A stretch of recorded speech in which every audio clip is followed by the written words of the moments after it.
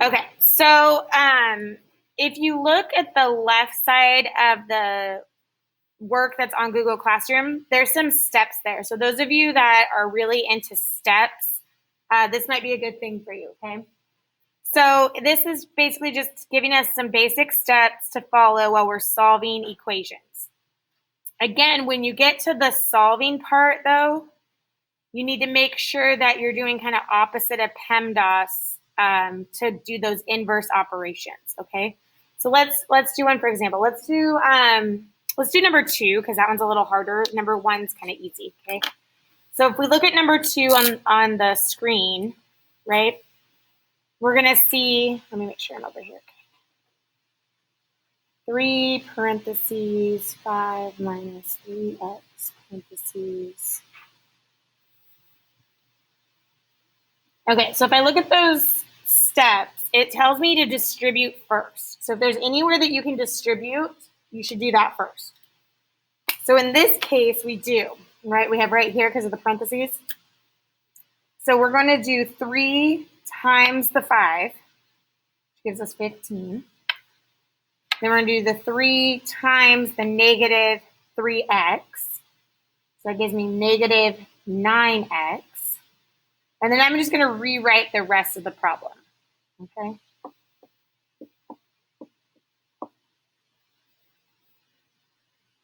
So now if I look at it, it says simplify each side. So what that means is if, for example, on one of the sides, I can combine like terms. Go ahead. Yes. So if I can combine like terms, let's say on the left side, I would do that. If I can combine the like terms on the right side, I would do that. In this case, I can't. There's nothing where I can just combine things. I've got to actually do some sort of mathematical operation. And so in that case, we're actually going to skip number 2, and we're going to look at step 3. Step 3 says move variables to one side. That just means, are there variables, right? Are there x's on the right and the left? If so, you need to bring them to the same side. In this case, all my x's are together and they're on the left side. So the last step, even though it's the last step, the solve has multiple steps. So multiple steps because you're using the inverse operations. And so the whole idea is to isolate x. We need to get x by itself. So we need to unravel this equation and get it by itself. We're going to do opposite operations for that. So the first thing that points out to me is this negative 4 in the denominator, right? That's making life a little hard right now because I'm like, well, how do I get rid of this 15 and the 9 if this negative 4 is here, right?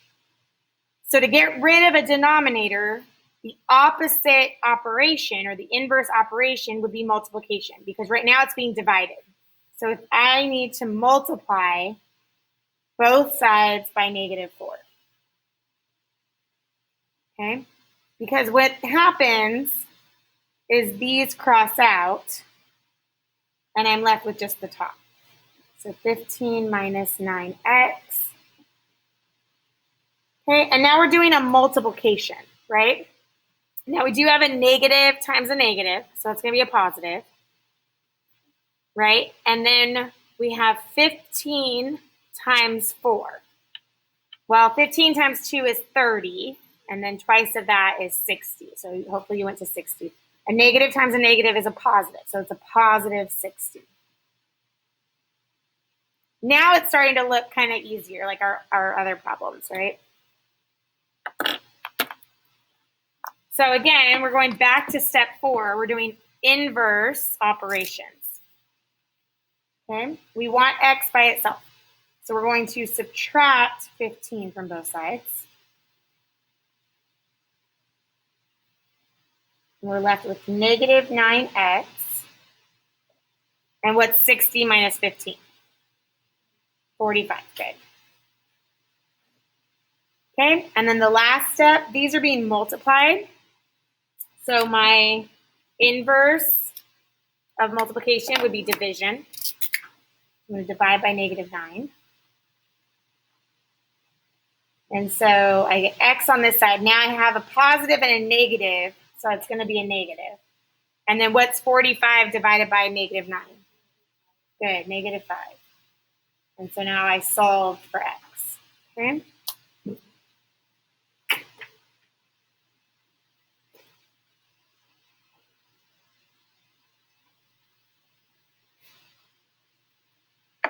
So this is bringing in order of operation that we did last class, and then really kind of putting some solving in, because order of operation is actually opposite when you're solving.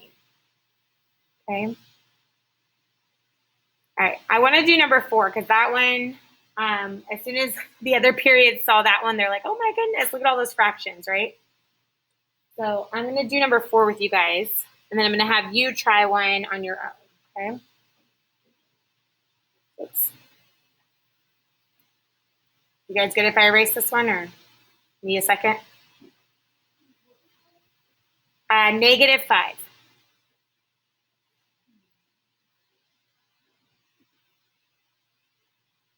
And if you ever wanted to double check, right, you could go plug negative 5 back into the original up here, and you should get what?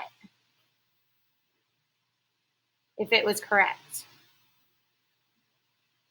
You should get this negative 15, right? So you should get negative 15 equals negative 15. So you can always go back and double check if you think you did something wrong.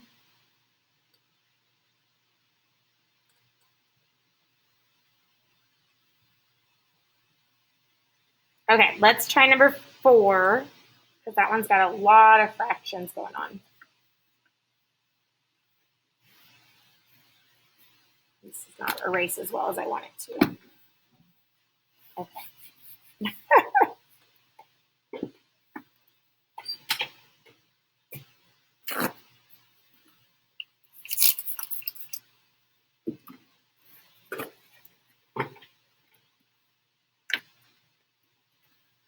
All right, so number 4, go ahead and write it down on your scratch paper so that you can follow along.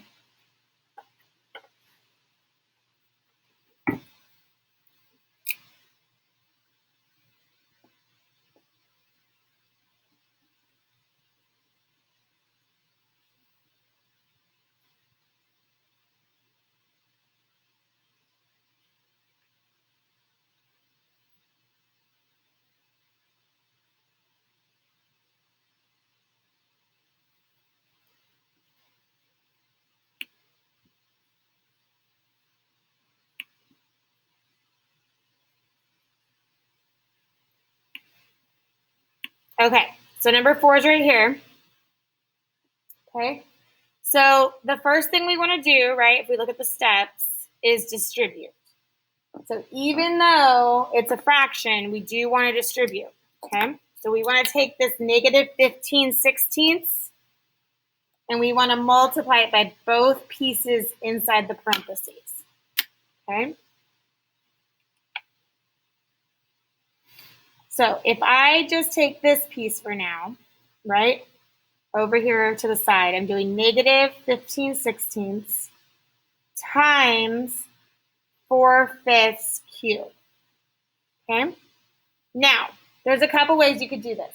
Some of you were taught just multiply the numerators together and get that number, multiply the denominators together and get that number, and reduce, right? I am hoping some of you also learned the easier way where you can reduce these before you multiply them. And so if not, I'm going to show you how to do that because I think that makes life easier. So if you look across from each other, right, the diagonals, you can reduce those, right? And so in this case, if I look at negative 15 and 5, is there a number that I can reduce both of those by? What number can go into both? 5, good.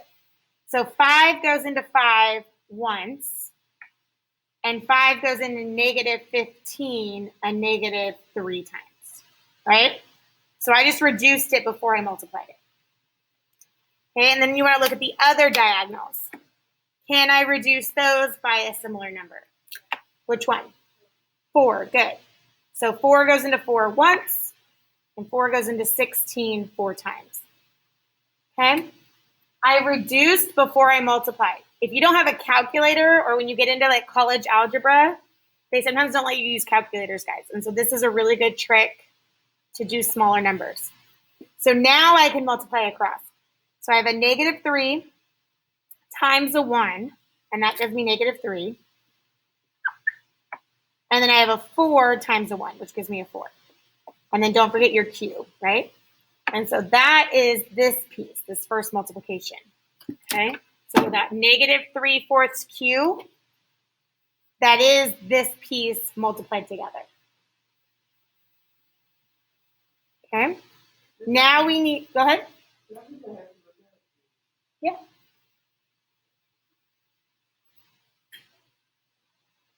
Yeah, just come closer. Yeah. And then now we need to multiply this piece by this piece, right? So I'm gonna use a different color. So we're gonna do this one times this one. Okay, so off to the side, I'm gonna do it over here. So we've got -15/16 times a +32/3. All right, so again, look at the diagonals. Okay, if we can reduce them now, it makes life easier. So again, if these diagonals, I've got a 3 and a -15. Is there a number that goes into both of those? 3. Good. So 3 goes into 3 once. 3 goes into -15, -5 times. Okay, now look at my other diagonals. Is there a number that can go into 16 and 32? And you want to try and find the biggest one because there's actually more than one. What goes into 16 and 32? 8 does. Is there any bigger ones? 16 does, yeah. 16 times 2 is 32. So 16 works. Now, if you would have done 8, you still would have saw that you'd had to reduce at the end. So it still doesn't matter if you don't find the biggest one. But so 16 goes into 16 once, and then 16 goes into 32 twice. Now I can multiply across. And you'll notice up top, I get -5 times 2. That's going to be -10. On the bottom, I just have 1 times 1. Well, anything over 1 is just itself, so I don't need that 1. So now I have this -10 piece. Okay, so I'm going to bring that down here because that was this times this. And then all that equals -16 still. I'm off the screen. 1 second. Now it's a little more manageable, right? So now let's solve for Q. So we're simplifying. There's nothing I can simplify, right? If I go up here to step 2, nothing I can simplify. Are all the variables on one side? Yes. So now we need to do the inverse operations, okay? So instead of a -10, I want to add 10 to both sides. And so I'm going to be left with -6 equals -3/4 Q. Whoops, I'm off the screen again, sorry. Okay. Now this is being multiplied, but you can also kind of just take the Q out for a minute. And how do I get rid of the denominator? Good. I multiply by the denominator, which is 4. Okay? So if I multiply by 4, I'm going to be left with -3Q over here. And then what's -6 times 4? Good, -24. And then my last step now is to divide by -3. Okay, so now a negative divided by a negative will be a positive. Off the screen again. And then what is -24 divided by -3?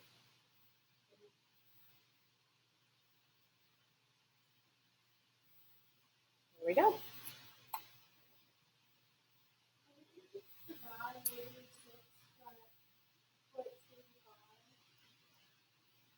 Yeah, but if we don't want to keep it, you want to be careful. If the answer's in fractions, this could have been a fraction. And so if you multiply it by decimal, it might not have worked. In this case, it would have. I was going to say, is there another way that you guys know how to do these fractions? So if I want to get rid of a fraction, instead of doing 2 steps, does anyone know the 1-step way? No. I mean, again, that was kind of what she said, but we don't always want to just change it into a decimal. You can actually multiply by the reciprocal. And so the reciprocal is, remember, you flip it. And so it's like multiplying by 4 over -3. But that essentially does the same thing, right?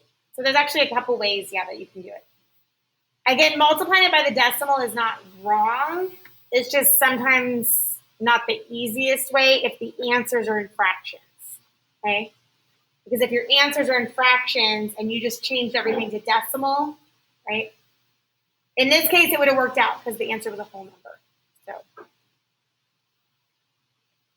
but as you get into higher math, guys, the fractions, a lot of times the answers are kept in fractions, okay?